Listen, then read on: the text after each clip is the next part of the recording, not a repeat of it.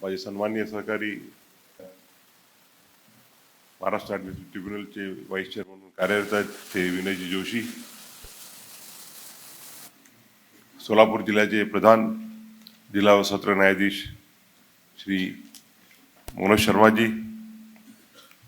यांचा आपण थोड्या वेळापूर्वी सत्कार केला, ते सोलापूरचे भूमिपुत्र आणि बार काउन्सिल ऑफ महाराष्ट्र आणि गोवा इथे तिसऱ्यांदा निवडून आले ते आमचे मित्र श्री मिलिंद ठोबळेजी, बार काउन्सिल ऑफ इंडियाचे सदस्य Shri Ashish Deshmukh, bar council of Maharashtra आणि गोव्याचे माजी अध्यक्ष तथा ते तिघेही निवडून आलेले आहेत श्री संग्राम देसाई, राजेंद्रजी उमप, त्यांच्या नेतृत्वाखाली या एकदिवसीय शिबिराचं आयोजन करण्यात आलेलं आहे आणि त्यांच्या आग्रहामुळे त्यांचा आग्रह होता की 9 जुलैच्या आतमध्ये यावं लागेल, ते सोलापूर जिल्हा बार असोसिएशनचे सन्माननीय अध्यक्ष बाबासाहेब जाधव, उपाध्यक्ष श्री रियाज शेख, सचिव श्री बसवरावजी हिंगमिरे, सहसचिव श्रीमती मीराताई प्रसाद, जिल्ह्याचे प्रमुख सरकारी वकील ॲडव्होकेट राजपूत, कोल्हापूर खंडपीठाच्या बार असोसिएशनचे अध्यक्ष श्री तेजपाल इंगळे, सचिव श्री अमित साडी, त्याचप्रमाणे मुंबईहून आलेले ज्येष्ठ विधिज्ञ श्री सुरेल शहा, सोलापूर जिल्हा वकील संघाचे त्याचप्रमाणे सोलापूर जिल्ह्यातील विविध तालुक्याच्या वकील संघटनांचे सर्व सन्माननीय पदाधिकारी, त्याचप्रमाणे सर्व सदस्य, कोल्हापूरहून आणि इतर जिल्ह्यामधून आलेले सर्व सन्माननीय वकील मित्र, बंधू आणि भगिनींनो, सर्वप्रथम मी आपला मनापासून आभार व्यक्त करू इच्छितो की आपण अतिशय प्रेमाने माझा जो सत्कार केला त्याबद्दल मी आपला अत्यंत ऋणी आहे. आपल्या सोलापूर जिल्ह्यातील सर्व वकील संघटनांनी जे प्रेम दिलं, जो आशीर्वाद दिला आणि खास करून पंढरपूरच्या वकील संघाने जो माऊलीचा हार देऊन माझा सत्कार केला, त्याचप्रमाणे वारकऱ्याचा पूर्ण संच देऊन जो सत्कार केला, त्यामुळे मी अतिशय भारावून गेलेलो आहे आणि त्यांना कबूलही केलं आहे की मी आषाढी एकादशीनंतर निश्चितच पंढरपूरला येईल. आज आपण या एकदिवसीय परिषदेमध्ये अनेक अशा विचारांचं आदान प्रदान करणार आहोत. आताच ठोबळे साहेबांनी सांगितल्याप्रमाणे वकिली कुठलाही व्यवसाय असो की त्यामध्ये नवीन नवीन गोष्टी येत राहतात, नवीन नवीन कायदे येत राहतात, नवीन नवीन निकाल येत राहतात आणि त्यामुळे वकिलांनी अपडेट राहणं हे अतिशय आवश्यक असतं आणि त्या दृष्टीनं आज जे आपण कॉन्फरन्स करत आहोत आयोजित केलेली आहे ती कॉन्फरन्स अतिशय महत्त्वाची ठरते. खरं म्हणजे मी नेहमीच कौतुक करत आलेलो आहे. आमचे मिलिंद ठोबळे जे आहेत, आशिष देशमुख आहेत, राजेंद्र उमप आहेत, संग्राम देसाई आहेत की त्यांनी एक 10-15 वर्षापूर्वी बार काउन्सिलमध्ये निवडून आल्यानंतर सर्वप्रथम महाराष्ट्रामध्ये कंटिन्युअस लीगल एज्युकेशन प्रोग्राम राबवला, जेणेकरून वकिलांचं जे नॉलेज आहे ते अद्ययावत राहावं. आणि मला स्वतःलाही आनंद आहे की मी महाराष्ट्रातल्या ऑलमोस्ट प्रत्येक विभागामध्ये, अनेक जिल्ह्यांमध्ये बार काउन्सिल ऑफ महाराष्ट्र आणि गोवातर्फे ज्या कंटिन्युअस लीगल एज्युकेशन प्रोग्रामच्या कार्यक्रम घेण्यात आले होते त्यामध्ये सहभागी होता आलं. आणि बार काउन्सिल ऑफ महाराष्ट्र आणि गोवाने जे पूर्ण देशामध्ये पहिली अशी, आपण बघतो की प्रत्येक राज्यामध्ये ज्युडिशियल ऑफिसर्स ट्रेनिंग इन्स्टिट्यूट असतात आणि जे आपले सहकार न्यायाधीश बंधू असतात, मोठ्या संख्येने सोलापूर जिल्ह्यातील न्यायाधीश बंधू आणि भगिनी उपस्थित आहेत, त्यांचं ट्रेनिंग होत असतं. मुंबईला उत्तानला आहे, अगोदर आमच्या नागपूरला होती ज्योती, प्रत्येक राज्यामध्ये आहे. परंतु महाराष्ट्र हे एक असं पहिलं राज्य आहे की ज्या राज्यामध्ये वकिलांकरता ट्रेनिंग इन्स्टिट्यूट निर्माण करण्यात आली आणि मला आनंद आहे की त्या इन्स्टिट्यूटचं भूमिपूजन करण्याची मला संधी मिळाली आणि त्याचप्रमाणे एका वर्षाच्या आत ही इमारत उभी करून त्या इमारतीचं उद्घाटनसुद्धा याच वर्षी जानेवारीमध्ये करण्याची संधी मिळाली. मी बार काउन्सिल ऑफ महाराष्ट्र आणि गोव्याचं अभिनंदन करू इच्छितो की त्यांनी अतिशय धडाडीने हा प्रकल्प उभा केला. आमचे मित्र संगा देसाई हे तर मला वाटते जवळपास दर आठवड्याला 1-2 चक्रा तिथे मारायचे आणि एन्शुअर केलं त्यांनी की वर्षभरात ही अकॅडमी कशी उभी होईल. आणि म्हणून या प्रसंगी बार काउन्सिल ऑफ महाराष्ट्र आणि गोव्याचं सुद्धा अभिनंदन करणं मी माझं कर्तव्य समजतो की त्यांनी महाराष्ट्रामध्ये कंटिन्युअस लिगलायझेशन प्रोग्राम मोठ्या चांगल्या झडानींनी राबवला, इन्स्टिट्यूट उभी केली. तर मी नेहमीच मानत आलेलो आहे की ज्या दिवशी वकिलाला किंवा न्यायाधीशाला वाटतं की मला सर्व काही आलं, मी सर्वज्ञ आहे, तो त्या न्यायाधीशाच्या किंवा वकिलाच्या कॅरियरमधला शेवटचा दिवस असतो. नवीन नवीन गोष्टी शिकाव्या लागतात. मी ज्यावेळेला सुरुवातीला मुंबईला वकिली केली राजाभाऊ भोसलेंसोबत, त्यानंतर नागपूरला शिफ्ट झालो आणि वकिलीती शिकत गेलो, न्यायाधीश झाल्यावरती शिकत गेलो. त्यानंतर ज्यावेळेला मुंबईला माझी हेडक्वार्टर्स चेंज करण्यात आलं त्यावेळेला सुद्धा नवीन नवीन अशा अनेक गोष्टी ज्या कधी वकिलीत केल्या नव्हत्या त्या शिकावं लागल्या. मग ते इंटेलेक्च्युअल प्रॉपर्टी राईट्स असो, IPR ज्याला आपण म्हणतो, किंवा इनडायरेक्ट टॅक्सेशन असो. आणि मी नेहमीच स्वतःला प्रत्येक ठिकाणी एक नवीन नवीन ज्यावेळेला कायद्याचे विषय समोर यायचे ते एक विद्यार्थी या दृष्टिकोनातूनच त्या टेन्युअरकडे बघायचो. सुप्रीम कोर्टात गेल्याला सुद्धा अनेक असे सब्जेक्ट्स आले की जे कधी न्यायमूर्ती म्हणून हायकोर्टामध्ये समोर जावं लागलं नाही. IBC ज्याला आपण म्हणतो, इन्सॉल्वन्सी आणि बँकिंग कोड, त्याच्यामध्ये डायरेक्टली NCLT आणि NCLT नंतर NCLAT आणि NCLATच्या नंतर सुप्रीम कोर्टात येतात.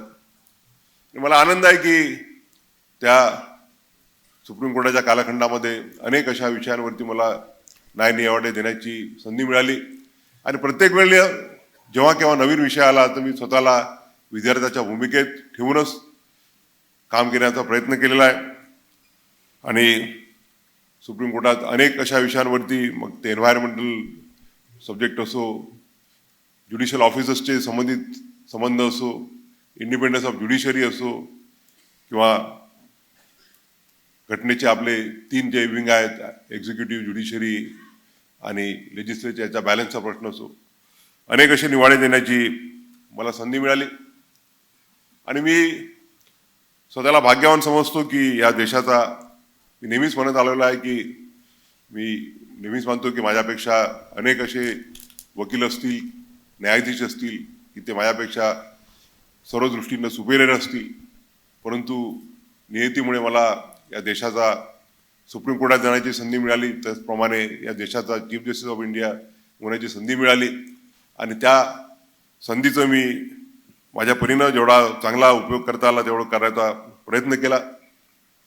परंतु माझ्या दृष्टीने माझ्या हातून जर सगळ्यात आणि मला स्वतःला आनंद देणारी जी कुठली घटना झाली असेल तर ते म्हणजे कोल्हापूर खंडपीठाच्या सर्किट बेंचची निर्मिती. आमचे संग्राम देसाई बऱ्याच वेळेला मला रत्नागिरी, सिंधुदुर्ग इथे त्यांनी कार्यक्रम केले. सांगलीला येऊन गेलो, मी साताऱ्याला येऊन गेलो. परंतु मी ठरवलं होतं की मी कोल्हापूरला जाणार नाही आणि कोल्हापूरला केव्हा जाईल तेही मी ज्यावेळेला सुप्रीम कोर्टात 2019 गेलो होतो त्याच वेळा ठरवलेलं होतं. आणि आपल्याला माहीतच आहे की मी 14 मे 2025 रोजी या देशाच्या मुख्य न्यायाधीश पदाची शपथ घेतल्यानंतर या राज्याचे मुख्यमंत्री देवेंद्रजी फडणवीस, त्याचप्रमाणे या प्रसंगी मी प्रामुख्याने उल्लेख करू इच्छितो की वेस्टर्न इंडिया ॲडव्होकेट्स असोसिएशन, कारण की जेव्हा जेव्हा मूळ बेंचमधनं नवीन खंडपीठ आपल्याला माहीत असेल की सोलापूरहून जर समजा पंढरपूरला ज्यावेळेला ईडीचं कोर्ट झालं तर सोलापूरच्या वकिलांनी विरोध केलाच असेल, किंवा अजून कुठे ज्यावेळेला ईडीचं कोर्ट होतं त्यावेळेला विरोध होतोच. परंतु मी नेहमीच समजत आलेलो आहे की जी इन्स्टिट्यूट असते, मग ती ज्युडिशरी असो, that exist not for the जजेस or for the lawyers, but it exist for the end consumer. या देशाचा जो नागरिक आहे, शेवटचा नागरिक, या देशाचा जो पक्षकार आहे, त्या कार्यकर्ता हे इन्स्टिट्यूट उभा राहतात. आणि म्हणून जेव्हा सिंधुदुर्गच्या काऱ्याकोपऱ्यातून हालअपेष्टा करत पक्षकाराला मुंबईला जावं लागायचं, आणि त्याचप्रमाणे सोलापूरच्या बॉर्डरमधल्या, सोलापूर जिल्ह्यातील सोलापूर आणि कर्नाटकाच्या बॉर्डरमधल्या एखाद्या नागरिकाला जर एवढ्या दूर जावं लागत असेल तर मग आपण त्याला खऱ्या अर्थानं न्याय देतो की नाही, हा प्रश्न मला नेहमीच भेडसावत राहायचा. आणि जेव्हा मला संधी मिळाली आणि वेस्टर्न इंडिया ॲडव्होकेट असोसिएशननी सुद्धा कोल्हापूरच्या मागणीला विरोध न करता एक मोठ्या भावासारखं त्याला पाठबळ दिलं, त्यामुळे सर्वांच्या सहकार्याने कोल्हापूरचा सर्किट बेंचची निर्मिती होऊ शकली. सुरुवातीला सोलापूरकरांचाही विरोध होता. आताच मिलिंद थोमडेंनी म्हटलं की मी अजून काही दिवस जर चीफ जस्टिस ऑफ इंडिया असतो तर सोलापूरची मागणी पूर्ण झाली असती. मी स्पष्टपणे सांगतो की मी बिलकुल ते होऊ दिलं नसतं. कोल्हापूरची निवड याकरता झाली की कोल्हापूर हे मध्यवर्ती आहे. सोलापूरच्या नागरिकाला कोल्हापूरला पोहोचायला जेवढा वेळ लागतो तेवढाच रत्नागिरीवरून किंवा सिंधुदुर्गच्या कोपऱ्यातून येणारा जो नागरिक आहे त्याला वेळ लागतो. आणि जसं मी नेहमीच पुण्याच्या मागणीला आमचे राजेंद्रजी उमक आहेत सोबत, पुण्याच्या खंडपीठाला नेहमीच विरोध करत आलेला आहे. कारण की पुण्यावरून मुंबईला आता तर ते काय मिसिंग लिंक वगैरे आली त्याच्यामुळे 1.5 तासात पोहोचता येते म्हणतात. तर त्यामुळे खऱ्या अर्थानं जिथं गरज आहे तिथेच निर्माण झाले पाहिजे. मी उत्तर प्रदेशमध्ये अजून खंडपीठावे व्हावे या चाही समर्थक आहे. कारण की नोएडा म्हणजे दिल्लीला लागून, त्याला जर पक्षकाराला काही त्याच्यावर अन्याय झाला असेल तर त्याला अलाहाबादला जावं लागतं 12-13 तासाचा प्रवास करून. जो ईस्टर्न उत्तर प्रदेशचा भाग आहे, मग तो बुलंदशहर असो किंवा मिरट असो, एक लांब रस्त्याचा प्रवास करून नागरिकांना अलाहाबादला जावं लागतं. आणि दुसरी बाब म्हणजे मुंबईसारख्या ठिकाणी जाऊन न्यायाची मागणी करणं हे पक्षकाराच्या दृष्टीनं आर्थिकदृष्ट्या सुद्धा अतिशय जाचक होतं. आज आपण बघतो की मला वाटतं पंढरपूरचे वकील, सोलापूरचे वकील कोल्हापूरला जाऊन आपल्या पक्षकाराच्या केसेस मांडत असतील. आणि खऱ्या अर्थानं आपण जी जस्टिस ॲट डोअर स्टेप्स म्हणतो की न्याय हा पक्षकाराच्या दारी असला पाहिजे, त्या अर्थानं कोल्हापूर खंडपीठ या पूर्ण विभागातील जनतेकरता एक अतिशय मोलाची बाब ठरलेला आहे. मला खात्री आहे, मी दिल्लीला जरी असलो तरी महाराष्ट्राची माहिती घेत असतो. आणि मला आनंद आहे की आता या 16 ऑगस्टला कोल्हापूर सर्किट बेंचला 1 वर्ष पूर्ण होतील. आणि या 1 वर्षाच्या कालखंडामध्ये कोल्हापूरच्या सर्किट बेंचनी या विभागातील जनतेला न्याय देण्याचं जे अतिशय मोलाचं कार्य केलेलं आहे त्याबद्दल मला अतिशय आनंद आहे. मी ज्यांनी कोल्हापूर खंडपीठात या वर्षभरात न्यायदानाचं कार्य केलं आहे त्या सर्वांचं अभिनंदन करू इच्छितो. या 16 ऑगस्टला आपण वर्षपूर्तीचा सोहळा साजरा करणार आहोत. आणि म्हणून मला मनापासून आनंद आहे की काही अंशी तरी ज्या आपल्या घटनेतील संकल्पना आहे की doors at justice at door steps, न्याय हा या देशातील जनतेला, या देशातील पक्षकाराला कमीत कमी खर्चात आणि कमीत कमी वेळेस मिळावं या संकल्पनेच्या दृष्टीनं कोल्हापूरच्या खंडपीठाची निर्मिती करता आली.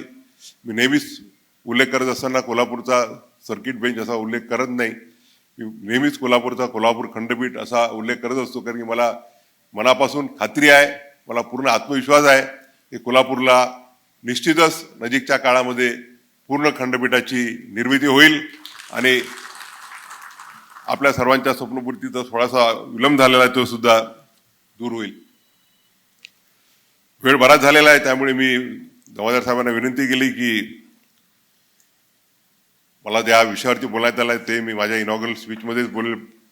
आणि मला विषय देण्यात आला artificial intelligence and the advocates from drafting to decision making.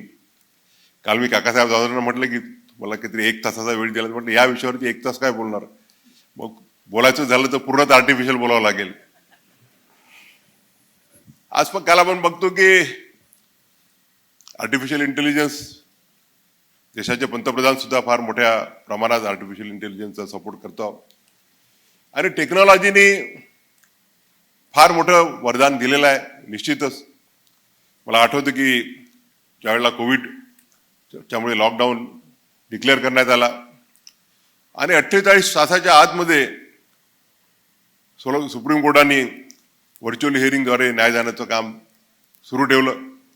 त्या पहिल्या बेंच मला त्यावेळेला आमचे ज्येष्ठ न्यायमूर्ती होते, नंतर देशाचे चीफ जस्टिस ऑफ इंडिया झाले जस्टिस रमणा आणि जस्टिस संजय किशन कौल आणि मी, आमचा तिघांचा तो बेंच होता. तो इनॉग्रल बेंच व्हर्च्युअल हिअरिंगचा थ्रू झाला आणि देशाच्या कानाकोपऱ्यातील, मग तो कन्याकुमारीहून येणारा पक्षकार असो किंवा मग नॉर्थ ईस्टमधला अरुणाचलमधला असो किंवा महाराष्ट्रातील कानाकोपऱ्यातला असो, त्याला न्यायापासून वंचित राहावं लागलं नाही आणि जलद गतीने त्याला न्याय मिळत गेला.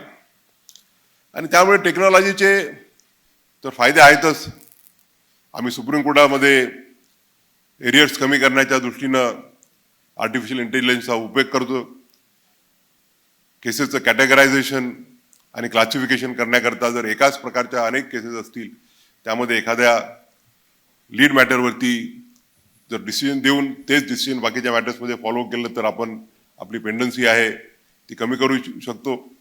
माझ्याकडे जो एक इलेक्ट्रिसिटी ॲक्टचा मोठा बंच लागलेला होता, जवळपास 100-150 केसेस होत्या आणि जेव्हा केव्हा ते केसेस लागायच्या तर दिल्लीला माहिती आहे सिनियर ॲडव्होकेट्स 15 लाख 20 लाख, मुंबईची फी सुनील शाहना माहिती असेल आता काय, पण मुंबईला फी चांगलीच असते सिनियर ॲडव्होकेट्सची. तर ते 2-3 वकील येऊन सांगायचे की my lords, when this matter starts it will go on for weeks and weeks. मी आणि माझ्यासोबत आता आपले जे पुढचे CJI होणार आहेत ते जस्टिस विक्रमनाथ, आमचा बेंच होता, ते 2-3 वेळा ऐकून घेतलं मी. आणि दिल्लीला ॲडजर्नमेंट जरी घेतली तरी बिल तर जातच. तर शेवटी त्यांना म्हटलं मी एक दिवस की हे किती दिवस चालणार, तुम्ही प्रत्येक तारखेला मला म्हणता की this will go on for weeks and weeks. तर म्हणजे मी म्हटलं हे आम्ही कधी ऐकायचंच नाही का, तर तुम्ही सुरू तर करा. मग त्यांना ते 100-150 मॅटर होतं, त्यांना म्हटलं की तुम्ही पहिल्यांदा ह्यामध्ये एक कॉमन इश्यू काय आहे सगळ्या मॅटर्समध्ये ते कल आउट करा आणि एक नोडल वकील नेमले दोन्ही बाजूचे, पिटिशनर्स आणि रिस्पॉन्डंटचे, आणि कॉमन इश्यूज पूर्ण कल आउट केल्यानंतर जवळपास एक मला वाटते एखादा आठवडा हिअरिंग झालं असेल जास्तीत जास्त. आणि ते पहिल्यांदा आम्ही एक 1-1.5 महिन्यात जजमेंट दिलं मी. ते डिसाईड केल्यानंतर मग त्यातल्या बाकीच्या ज्या 101 मॅटर्स उरलेल्या त्या 100-125 त्यात परत सब क्लासिफिकेशन करून एकेका जजमेंटमध्ये 10-10, 12-12 केसेस कशा निपटता येतील. तर टोटल मला नाही वाटत की एक 15 दिवसाच्या वर्किंग डेज लागले आम्हाला ते 100-150 मॅटर्स डिसाईड करण्याकरता. आणि वकिलांच्या धमक्यांना की ह्याला आठवडे चालेत हे जर आम्ही जुमानलं असतं त्यांना, ते ग्रुप डिसाईड होऊ शकला नसता.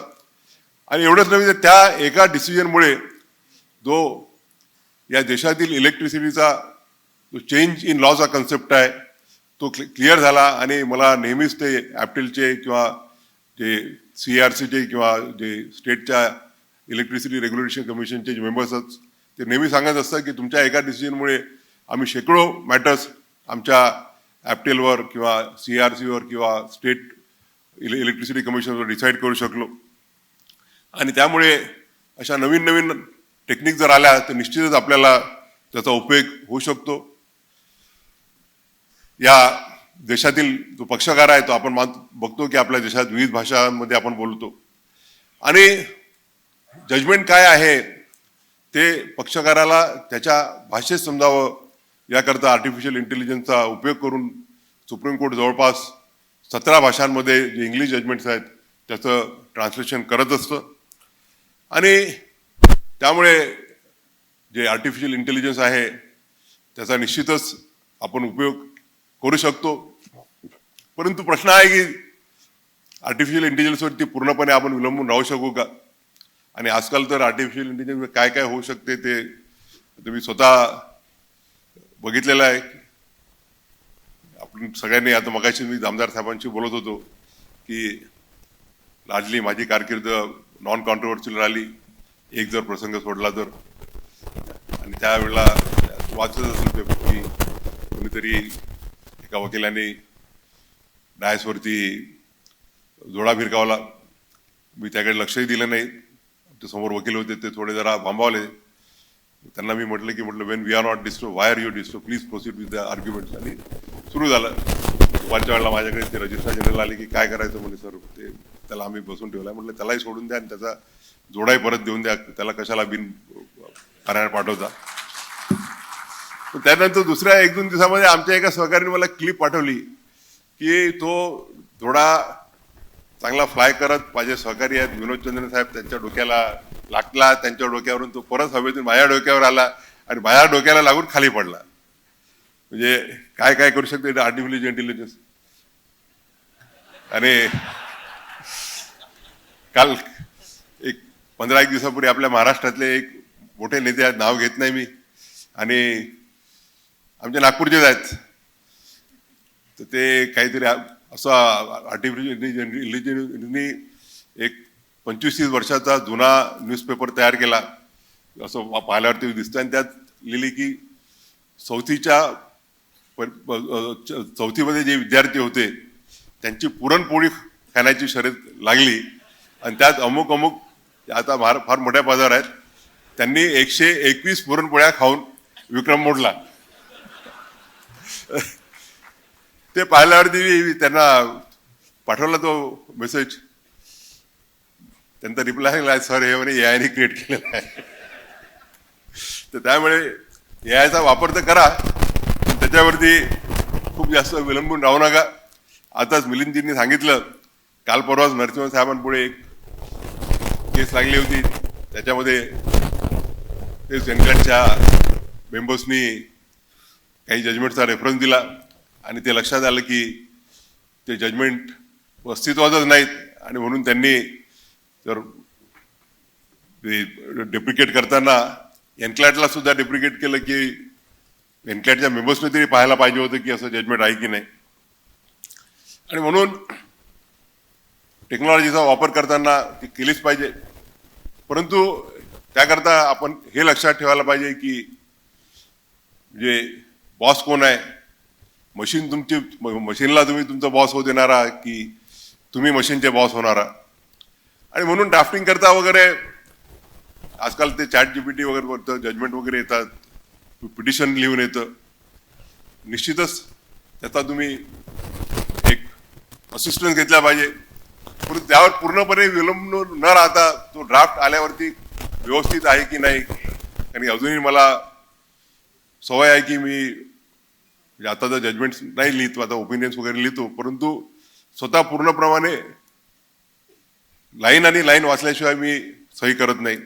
जजमेंट्समध्ये तर मी ज्यावेळेला सुप्रीम कोर्टात होतो दर शुक्रवारी कुठे ना कुठे कार्यक्रमाकरता जायला लागायचं, तर जाताना कुठलं ना कुठलं जजमेंट करेक्ट करत जायचो, परत येताना सोमवारच्या फाईली वाचत राहायचो.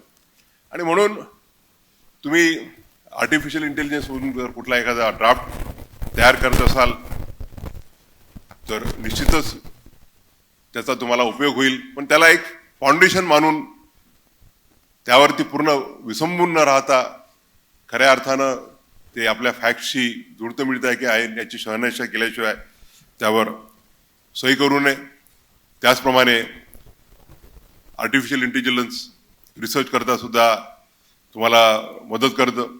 मला आठवत आहे आम्ही ज्यावेळेला वकिली सुरू केली 1985 साली, त्यावेळेला कुठल्या विषयावरती जर समजा रिसर्च करायचा असेल तर मग ते सुप्रीम कोर्ट डायजेस्ट घेऊन बसावं लागायचं किंवा AIRच्या डायजेस्टचे व्हॉल्यूम राहायचे. आणि घंटो रात्री मेहनत करून केसेस काढायच्या, त्यातल्या रिलेव्हंट कुठल्या आहेत, मग त्या केसेस काढल्यावरती त्या वाचून मग त्यातल्या किती आपल्याला वापरता येऊ शकतात. आज आपण आपल्या लॅपटॉपवरती किंवा आयपॅडवरती 2-4 शब्द टाकले तर तुम्हाला रेलेव्हंट केसेस मिळून जातात. परंतु त्या आल्यावरती जर समजा 100 केसेस आल्या तर मी पाहिलं आहे की काही काही रिटर्न नोट्स ऑफ आर्ग्युमेंटमध्ये 100च्या 100ही केसेस त्या जोडलेल्या असतात आणि बऱ्याचदा वकिलांची फी जो पेपरबुकच्या वजनावरती सुद्धा अवलंबून असते. आणि बऱ्याचदा त्या वाचल्यावरती लक्षात येते की त्यातल्या 90% केसेस रिलेव्हंट नसतात. तर म्हणून जरी तुम्ही सर्च कमांड दिल्यावरती 100 केसेस आल्या तर त्या परत त्याच्यातून स्वतः मॅन्युअली सर्च करून त्या किती रिलेव्हंट आहेत किती रिलेव्हंट नाहीत हे बघायला पाहिजे.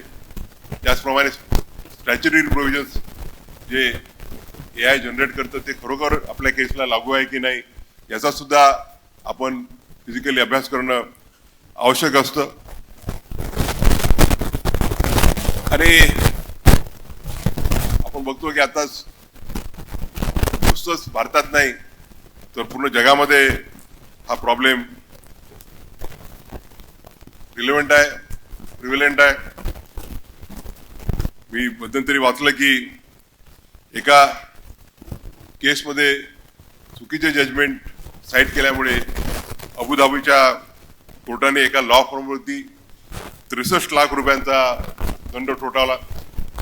मुंबईलाही मला माहित नाही ते मिलिंद जाधव आहेत की दामदार साहेब आहेत की पठाण आहेत, पण 50,000चा दंड ठोठावला आहे की रिटर्न आर्ग्युमेंट जसं AI ने जनरेट केलं होतं तसंच्या तसंच दाखल करण्यात आलं.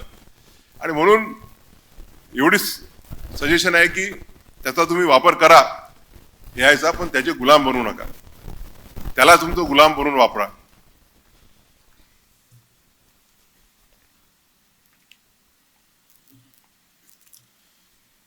आणि बऱ्याच वेळेला जसं आहे तसं रिटर्न नोट्स आर्ग्युमेंट जर दिल्या तर आपण बघतो की ग्रॅमॅटिकल मिस्टेकही जसं तशा असतील तर त्याही आपण करेक्ट न करता देतो. आणि त्या दृष्टीने जर आपण एक वकील तर मी नेहमीच म्हणतो की जेवढे जज महत्वाचे आहेत तेवढेच किंवा त्यापेक्षा जास्त वकील सुद्धा महत्वाचे आहेत. लॉयर्स अँड जजेस are like 2 wheels of the institution of judiciary. आणि म्हणून वकिलांची जबाबदारी राहते की नुसतं AI वरती अवलंबून न राहता स्वतःचं ज्ञान वापरून स्वतःची बुद्धी वापरून त्यावरती मॉडिफाय केलं पाहिजे, त्याला आपण इम्प्रूव्ह केलं पाहिजे आणि त्यानंतर जजेसना ते हँडओव्हर केला पाहिजे. आणि मी नेहमीच मानत आलेलं आहे लॉर्ड फोकचे एक वाक्य मला नेहमीच प्रभावित करतं की brevity of the law is what is the necessity of the time, because law takes little delight from varnish of flowers and garnish of words. आणि म्हणून AI जनरेट केलेले लांबलचक रिडिंग्स किंवा लांबलचक रिटर्न आर्ग्युमेंट्स ते कर्टेल करून जे आवश्यक आहे तेच आपण वापरलं पाहिजे. अथॉरिटीज खरोखर आहेत की नाही AI ने जनरेट केलेल्या त्या सुद्धा आपण बघायला पाहिजे. नाहीतर म्हणजे जसं 50,000 63 लाख कॉस्ट ठोकली ते तुमच्यावरती ठोठावले जाऊ शकते. त्याचप्रमाणे AI मध्ये वापर करत असताना आपल्या पक्षकाराची, कारण की the relationship between a lawyer and a client is that of a confidentiality. आणि काही कॉन्फिडेन्शियल जर माहिती आपल्या पक्षकारांनी दिलेली असेल तर ती कॉन्फिडेन्शियल इन्फॉर्मेशन पब्लिक प्लॅटफॉर्मवरती AI वरती आपण ती वापरावी की नाही हे सुद्धा आपण बघणं महत्त्वाचं असतं. कारण की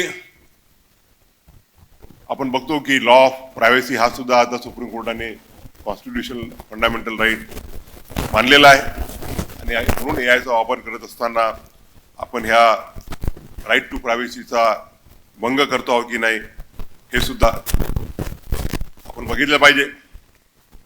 आणि म्हणून माझ्या मते जरी आर्टिफिशियल इंटेलिजन्सचा उपयोग करून आपण आपली एफिशियन्सी वाढवता येईल, आपल्या कामाची स्पीड वाढवता येईल, तरी त्याच वेळेला ज्या चांगला वकील किंवा चांगला जज बनण्याकरता ज्या क्वालिटीज असतात त्या कधीच रिप्लेस होऊ शकणार नाहीत.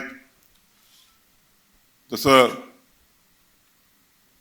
कुठल्याही गोष्टीचं जजमेंट जे वकील घेऊ शकतो किंवा पक्षकार घेऊ शकतो किंवा जज घेऊ शकतो, त्याचप्रमाणे लिगल रिझनिंग हा एक महत्त्वाचा गुण आहे, महत्त्वाची क्वालिटी आहे. ते सुद्धा AI घेऊ शकत नाही. एथिकल रिस्पॉन्सिबिलिटी आहे. वकील हा नेहमी पर्सुएसिव्ह असला पाहिजे. ते पर्सुएशन आपल्याला स्वतःलाच डेव्हलप करावं लागतं. पर्सुएशनची सुद्धा एक मर्यादा असते की persuasion should not go to repeating the arguments again and again.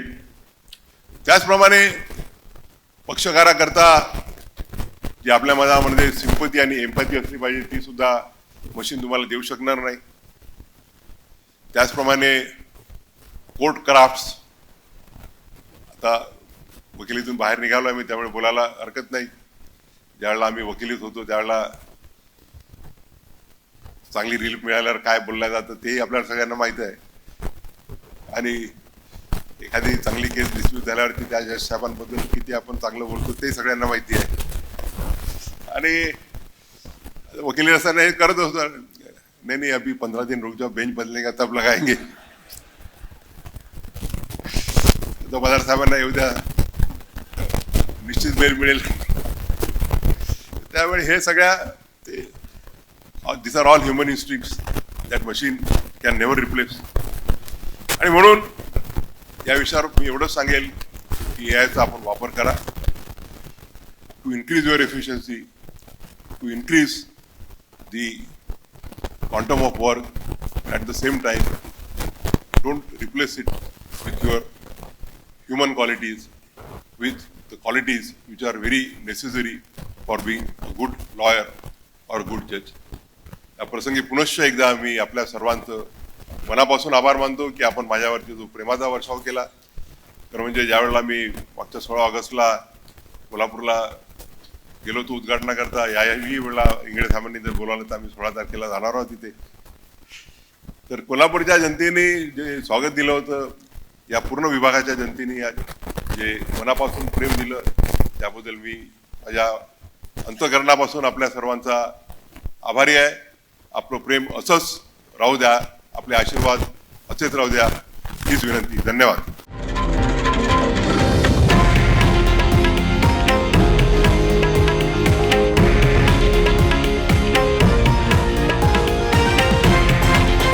हे आहे देशातील नंबर 1 न्यूज नेटवर्क आणि आपण पाहत आहात TV9 मराठी, एकमेव.